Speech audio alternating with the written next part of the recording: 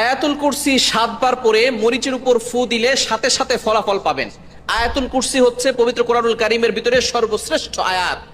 আয়াতের ভিতরে সর্বশ্রেষ্ঠ আয়াত হচ্ছে আয়াতুল কুরসি। এই আয়াতটি হচ্ছে জিনদের সবচেয়ে বড় মহা ঔষধ। সুতরাং আয়াতুল কুরসির আমল আপনি করবেন। কিভাবে করবেন?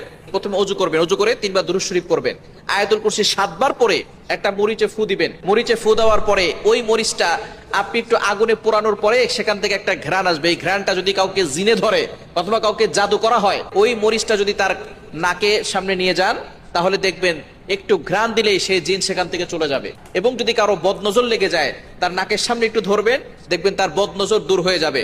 এবং আপনি অবশ্যই এই ধরনের সমস্যা হলে শরীর বন্ধ রাখার চেষ্টা করবেন। আয়াতুল কুরসি আর 4 কুল, সূরা কাফিরুন, সূরা ইখলাস, সূরা ফালাক, সূরা নাস, এই 4টা সূরা দিয়ে এবং আয়াতুল কুরসি পড়ে বুকে ফু দিবেন আর হাতে ফু দিয়ে পুরো শরীরে মাসাজ করবেন। শরীর বন্ধ থাকবে, দুনিয়ার কোনো শক্তি আপনাকে ক্ষতি করতে পারবে না।